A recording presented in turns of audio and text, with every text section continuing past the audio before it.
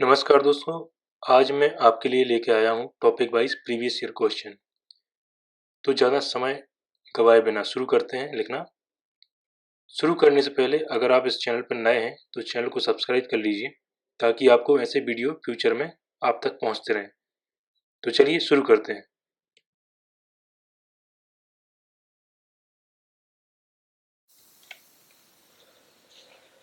हाल ही में Ken Betwa river linking project को मंजूरी मिल गई है, जिसमें 44,000 करोड़ रुपए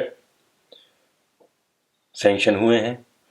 तो हमें ये देखना है कि इससे पहले क्या कभी नदियों को जोड़ने का या रिवर लिंकिंग प्रोजेक्ट की शुरुआत हुई या इसके पहले कोई क्वेश्चन आया है, तो उसके बारे में हम आज क्वेश्चन करेंगे। तो एक 2017 में एक क्वेश्चन आया था और 2020 में एक क्वेश्चन आया है, और वो दोनों जो है केन बेतवा लिंक्स प्रोजेक्ट जो है उससे रिलेटेड है।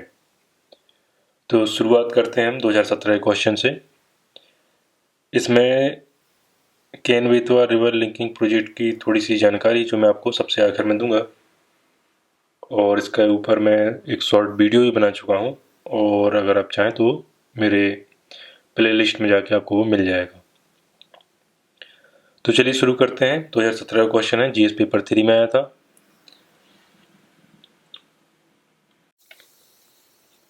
क्वेश्चन है, यह बहुत बरसों पहले की बात नहीं है जब नदियों को जोड़ने की संकल्पना थी, परंतु अब यह देश में एक वास्तविकता बनती जा रही है।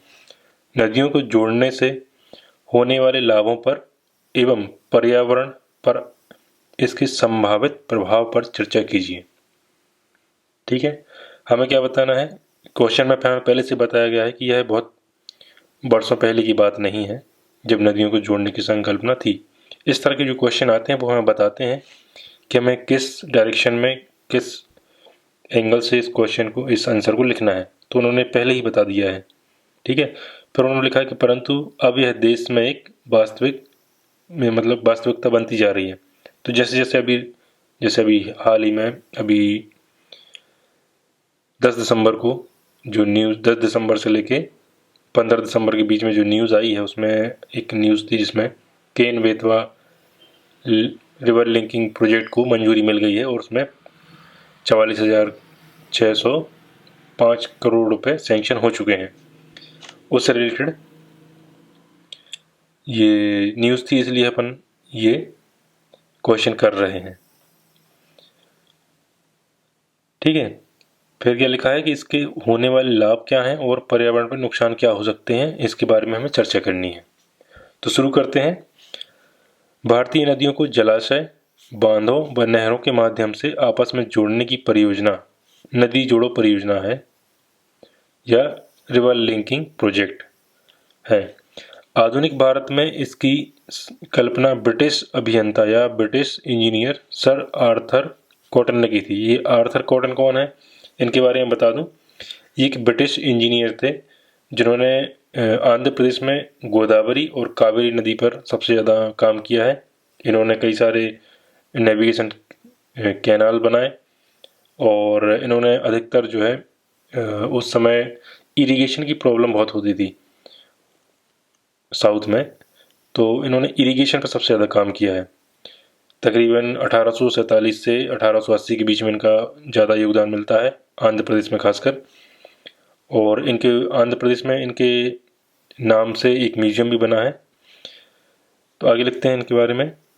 तो इनका योगदान डैम बनाने में भी है कहीं कहीं। तो अगर आप इनके बारे में जानना चाहते हैं तो आप गूगल पे सर्च करके देख सकते हैं। आगे लिखते हैं कि स्वतंत्रता के बाद केंद्रीय मंत्री डॉक्टर के एल राव ने, अब डॉक्टर के एल राव कौन है? ये फादर ऑफ इरिगेशन के नाम से भी जाने जाते हैं। ये आधुनिक भारत में ने क्या किया था, उत्तर भारत व दक्षिण भारत की नदियों को जोड़कर उन्होंने क्या किया, राष्ट्रीय वाटर ग्रिड बनाने का प्रस्ताव रखा था। इन्होंने साथ ही साथ ये मद्रास इंजीनियरिंग, मद्रास यूनिवर्सिटी से इन्होंने इंजीनियरिंग की है, और इन्होंने नागार्जुन सागर डैम, भाखड़ा नागर डैम की में बनाने में इनका बहुत योगदान रहा है। साथ ही साथ इन्होंने कृष्णा रिवर, गोदावरी रिवर पर इन्होंने डैम बनाए हैं। इन्हें 1963 में पद्म भूषण पुरस्कार भी दिया गया है। ये प्रेसिडेंट भी रह चुके हैं central board of irrigation and power के। तो ये इनका योगदान है। और इन्होंने अपन क्या लिखा है कि दक्षिण भारत की नदियों को जोड़ने के लिए राष्ट्रीय water grid, national water grid की बनाने का प्रस्ताव भी रखा था। आगे देखते हैं, नदियों को आपस में जोड़ने का मुख्य उद्देश्य एक क्षेत्र विशेष के अधिशेष जल।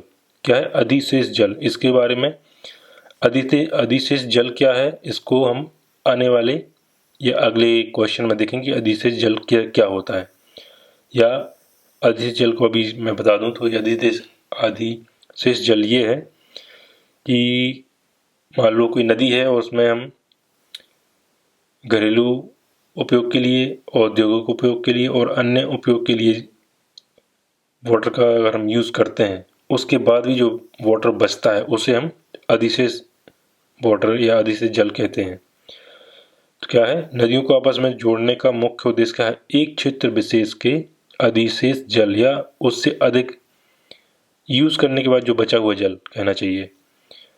अधिशेष जल को कम जल या वाटर स्ट्रेस्ड वाले क्षेत्र में पहुंचाना होता है। नदियों को आपस में जोड़ने से लाभ तो होता है, लेकिन इससे क्या होता है, पर्यावरण पर भी बुरा नुकसान या बुरा प्रभाव देखने को मिलता है। अब हमें ये देखना है कि नदियों को आपस में जोड़ने से क्या लाभ है, इसके बारे में देखते हैं।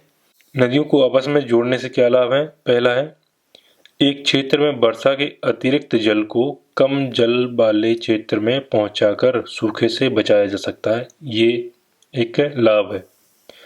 बहुत सी नदियों में वर्ष भर जल की उपलब्धता सुनिश्चित की जा सकती है। जैसे मान लो कि कोई एक बड़ी रिवर है ना, और इस पे कोई डैम बना दिया जाए या इससे छोटी छोटी कैनाल निकाल दिया जाए, और तो उसके जो पड़ोस में, आस पड़ोस में कहीं पर कोई ऐसी छोटी छोटी नदियाँ हों, स्ट्रीम्स हों, जिनमें सिर्फ बरसात तक ही पानी सीमित रहता है, तो इनको इनसे कनेक्ट कर दिया जाए, तो इनमें भी क्या होगा, हमेशा पानी, बहता हुआ पानी रहेगा। बाढ़ व सूखे की समस्या का स्थायी समाधान हो सकता है।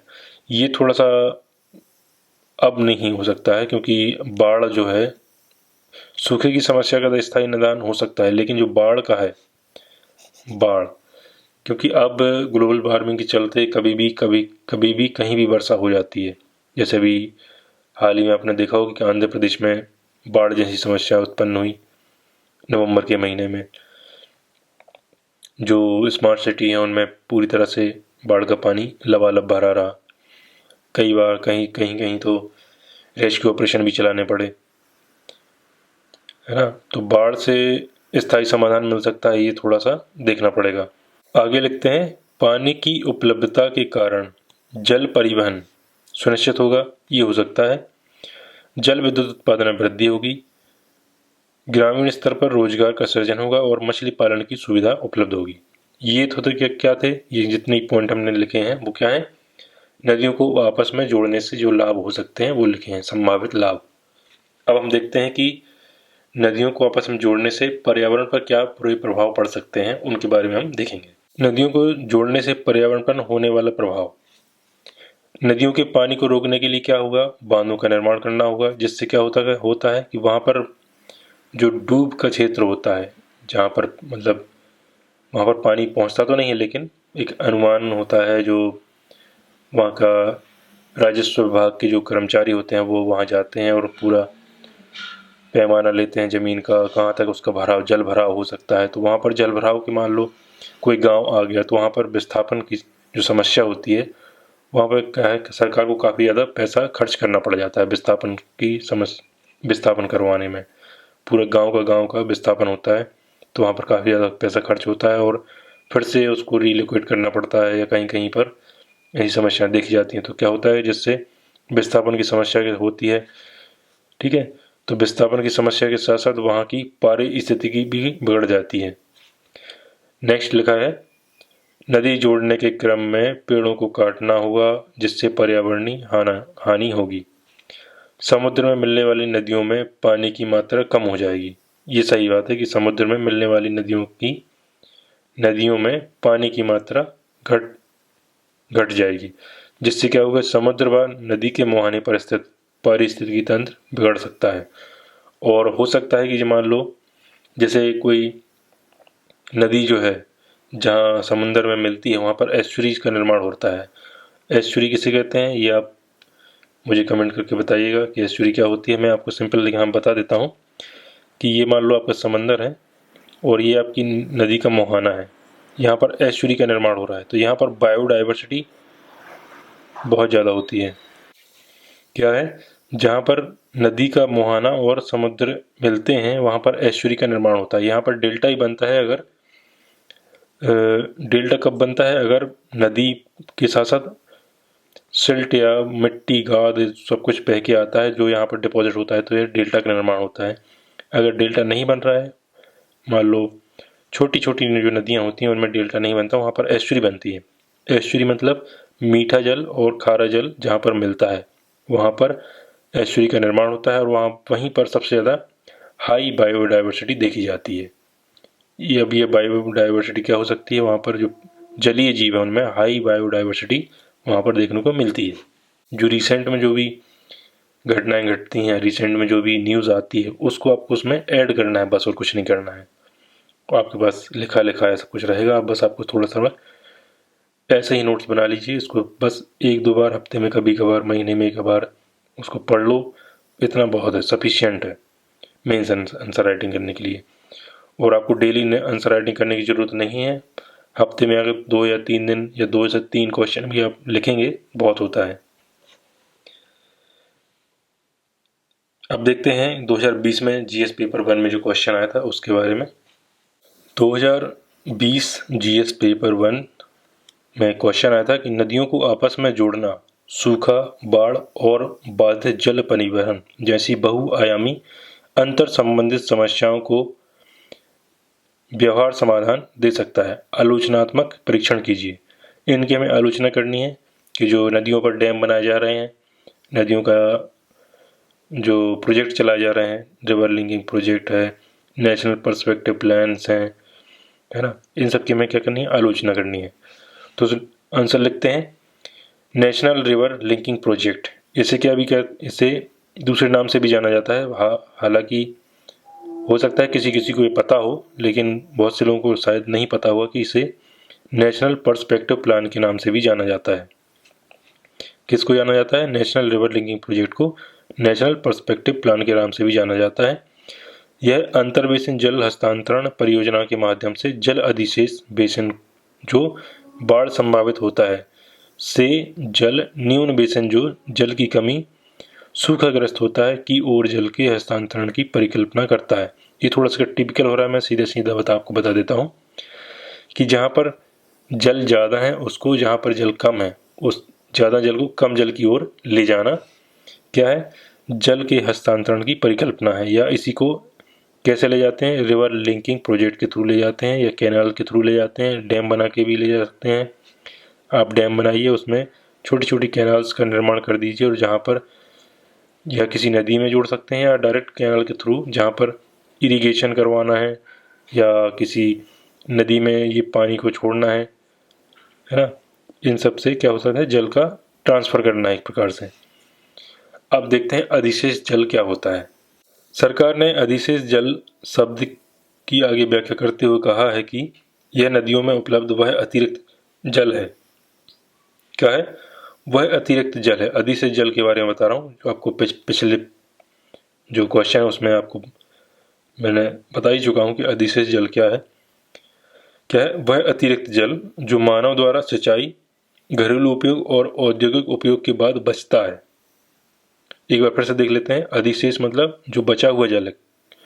कैसा, वह अतिरिक्त जल जो मानव द्वारा सिंचाई, घरेलू उपयोग और औद्योगिक उपयोग के बाद बचता है, उसे क्या कहते हैं, अधिशेष जल कहते हैं। साथ ही यह स्वयं नदियों की आवश्यकता से अतिरिक्त होता है। राष्ट्रीय नदी जोड़ो परियोजना या river linking, national river linking project में विशाल दक्षिण एशियाई जल ग्रिड बनाने के लिए लगभग 3000 भंडारण बांधों के नेटवर्क के माध्यम से देश भर में कितने 37 नदियों को आपस में जोड़ने के लिए 30 लिंक स्थापित किए जाएंगे। ये आपको योजना पत्रिका आई थी 2019 में, रिवर लिंकिंग प्रोजेक्ट से रिलेटेड, उससे ये डेटा मैंने लिया है। इस परियोजना की पर्यावरणीय आधारों पर आलोचना की गई है।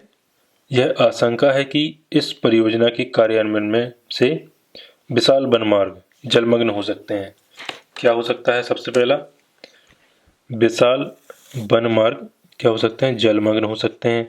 वन्य जीवों को परेशानी हो सकती है।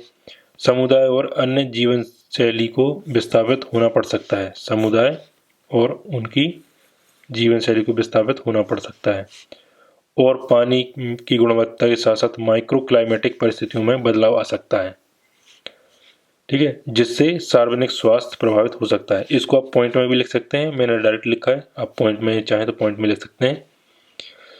तीस्ता जो पहले गंगा रिवर में मिलती थी, अब क्या है, भूकंप के बाद अब वो बांग्लादेश में ब्रह्मपुत्र से जा मिली है। भारत को अब इस परियोजना के लिए नेपाल और बांग्लादेश में ब्रह्मपुत्र के साथ समझौते करने की आवश्यकता है, क्योंकि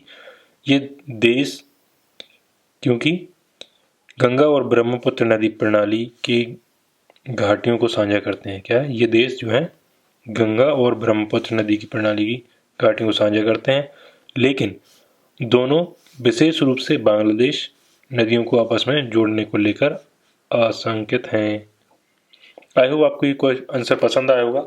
मैं आपको फिर से बताना चाहूँगा कि आप इनकी नोट्स बना लीजिए, और जैसे जो भी करंट में न्यूज़ आती है, जो भी अपडेट आती है, आपको क्या होगा कि आपके पास ऐसा मॉडल आंसर रहेगा, तो आपको बस उसमें क्या करना है कि वो जो करंट की न्यूज़ है उसको आपको एग्जाम्पल के तौर पर या उसमें थोड़ा सा ऐड करके आप अपने आंसर को बहुत अच्छा बना सकते हैं। जैसे कि हाल ही में केन बेतवा लिंक परियोजना को मंजूरी मिली है, जो 10 दिसंबर की पेपर में आपको देखने को मिल जाएगा। इसमें क्या है, यूनियन कैबिनेट ने जो है फंडिंग अलॉट कर दिया है, जिसमें 44,605 करोड़ रुपए जो है 2020-21 प्राइस लेवल पे उनको सैंक्शन हो चुका है। इसमें क्या हुआ, इसमें दंदन डैम जो है उसका निर्माण किया जाएगा कैन रिवर पर, और से रिवर कैनाल जो है निकाली जाएंगी, जिससे 2 रिवर को जोड़ा जाएगा। कैन नदी का पानी जो है बेतवा नदी में ट्रांसफर किया जाएगा। इस प्रोजेक्ट में क्या क्या इंक्लूड है, lower Orr project, Kotha barrage and Bina complex multipurpose project, ये इसके साथ इंक्लूडेड है। अच्छा, कैन बेतवा लिंक परियोजना से जो कहाँ पर है, जो एमपी और यूपी की जो डिस्ट्रिक्ट्स हैं उनको ज़्यादा लाभ पहुँचेगा। तो पहले मध्य प्रदेश में जो डिस्ट्रिक्ट हैं उनके बारे में देख लेते हैं, कौन कौन सी हैं जिनको इनसे बेनिफिट होगा। तो पहला है पन्ना, टीकमगढ़, छतरपुर, सागर, दमोह, दतिया, विदिशा, शिवपुरी और रायसेन। ये मध्य प्रदेश की डिस्ट्रिक्ट्स हैं जिनको इस लिंक परियोजना से डायरेक्ट लाभ होगा। यूपी में कौन कौन से हैं, बांदा, महोबा, झांसी, ललितपुर, ये यूपी की डिस्ट्रिक्ट हैं जिनको इन केन बेतवा लिंक परियोजना से डायरेक्ट लाभ होगा। अच्छा, ये जो करंट न्यूज़ है ये उनके लिए भी इम्पोर्टेंट है जो एमपीपीएससी की तैयारी कर रहे हैं, ये उनके लिए भी बहुत महत्वपूर्ण है जो यूपीपीएससी की तैयारी कर रहे हैं।